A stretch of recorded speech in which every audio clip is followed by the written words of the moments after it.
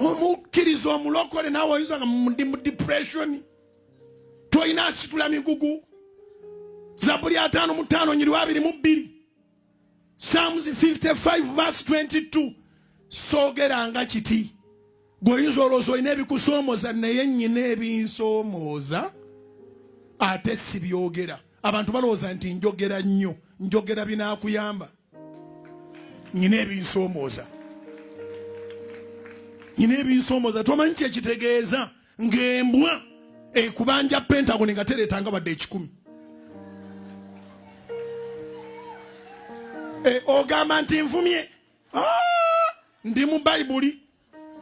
Kankulage wano mu Befeso. Ndi mu Bayibuli ekigambo mbwa kya Bayibuli.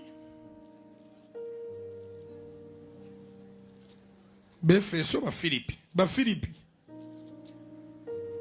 esula 3 Bayibuli etugamba bweti. Uliriza. Ebisigaddeyo baganda bange. Musanyukirenga mu Mukama waffe. Wabweru wa Mukama waffe teri ssanyu. Read with me. Philippians chapter 3. Ntandise olusooka. Ebisigaddeyo baganda bange. Kitegeeza nange natera okumaliza service ya leero kasangudde ebisigaddeyo. Musanyukirenga mu Mukama waffe.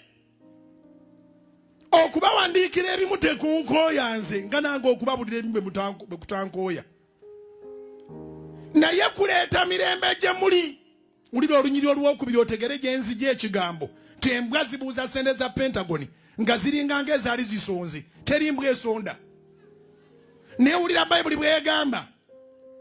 Mwekuumenga embwa. Kiri mu Bayibuli yo. Soma olabe. Mwekuumenga embwa. Tebagamba zino ezitambula ku kazo. Boogera zino eziri ku social media. Nasoma Bayibuli era ngyebaliza Katonda. Buli ekinnumba kibaako olunyiri olukikuba. Kebera Bayibuli olowooza nti nze mbiwandiise namu. Olina ebikusoomoza naye nyina ebinsoomoza. Oba olina obulumi bw'oyitamu ng'embwa ziboggola.